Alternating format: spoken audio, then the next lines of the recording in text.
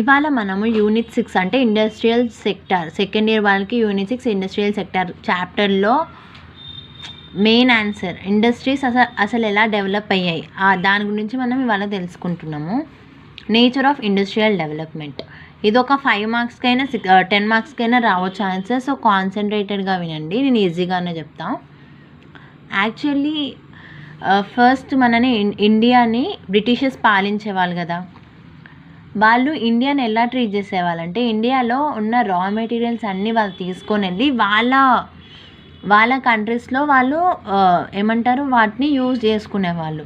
అంటే వాళ్ళ కంట్రీస్ని డెవలప్ చేసుకునేవాళ్ళు అనమాట. ఇండియాలో ఉన్న రా మెటీరియల్స్ తీసుకొని they use India as a source of cheap రా మెటీరియల్స్. ఇంకా ఫినిష్డ్ గూడ్స్ని ఇండియాలో అమ్మేవారు అట్లా.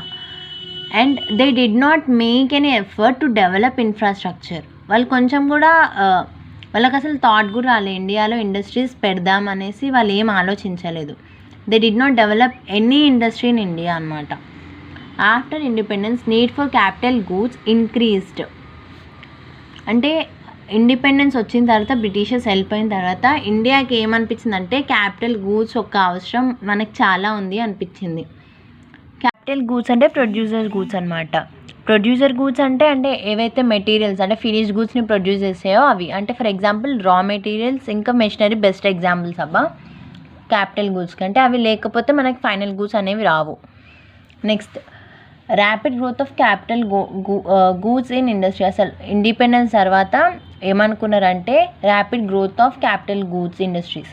అంటే క్యాపిటల్ గూడ్స్ని ప్రొడ్యూస్ చేసే ఇండస్ట్రీస్ని ఎక్కువ పెంచాలి, ఎక్కువ ఉండాలి అనేసి గవర్నమెంట్ అనుకుందనమాట. Till end of third 5-year plan, India imported many capital goods and now it is in a position to export. Third 5-year plan వరకు అసలు ఇండియా చాలా క్యాపిటల్ గూడ్స్ని ఇంపోర్ట్ చేసుకుంది. కానీ ఇప్పుడు చాలా క్యాపిటల్ గూడ్స్ని మనం ఎక్స్పోర్ట్ చేస్తున్నాం. Even to technologically advance countries అంటే యూరోప్కి, అమెరికా, రష్యా ఇలాంటి కంట్రీస్కి కూడా మనము క్యాపిటల్ గూడ్స్ని ఎక్స్పోర్ట్ చేస్తున్నాము. అంటే మనం ఇప్పుడు అంత మంచిగా అంటే అప్పటితో పోలిస్తే ఇప్పుడు చాలా డెవలప్ అయ్యాము. And significant feature of industrial development is growth of public sector. Public sector grow అంటే మంచి డెవలప్ అవ్వడం వల్లనే ఇండస్ట్రియల్ సెక్టార్ కూడా డెవలప్ అవుతుందని చెప్పొచ్చు. పబ్లిక్ సెక్టార్లో మెయిన్ ఏముంటాయి? Railways, road transport, post and telegraph, power, ఇలా చాలా వీటిని పబ్లిక్ సెక్టార్లో పబ్లిక్ యూటిలిటీ సర్వీసెస్ అంటారనమాట. Next public sector contributes only 1/5 of share in N I. అంటే నేషనల్ ఇన్కంలో పబ్లిక్ సెక్టర్ ఎంత కంట్రిబ్యూట్ చేస్తుందంటే 1/5 పార్ట్ కంట్రిబ్యూట్ చేస్తుంది. And surpluses form and source of non tax revenue. Non tax రెవెన్యూకి పబ్లిక్ సెక్టర్స్ ఏవైతే surpluses earn చేస్తాయో అవి నాన్ ట్యాక్స్ రెవెన్యూకి వెళ్తున్నాయి అన్నమాట.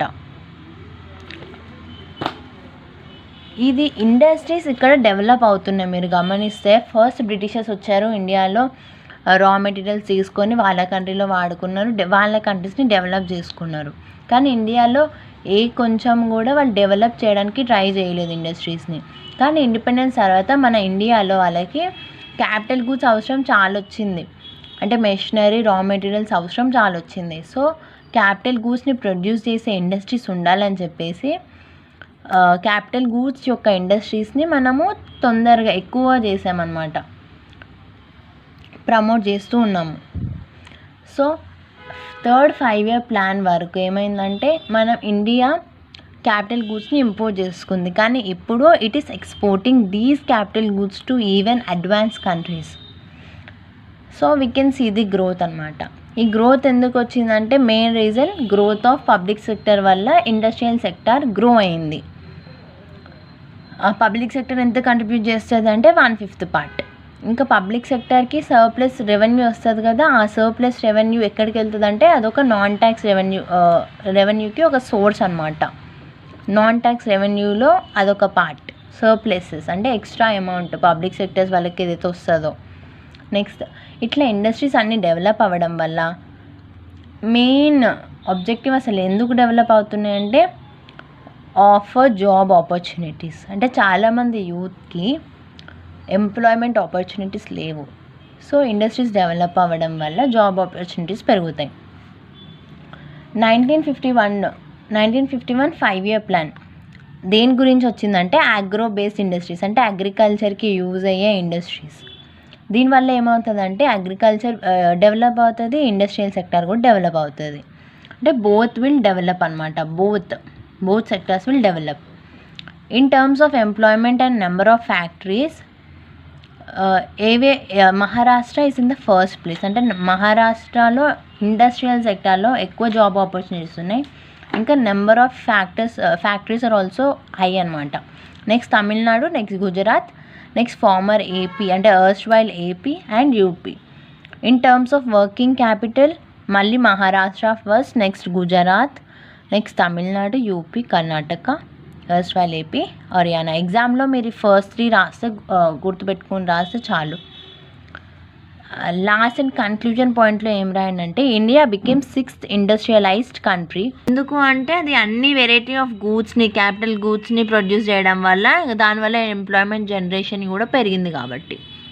So India became 6th largest industrialized country due to government efforts, concerns అట్లా. Thank you for watching.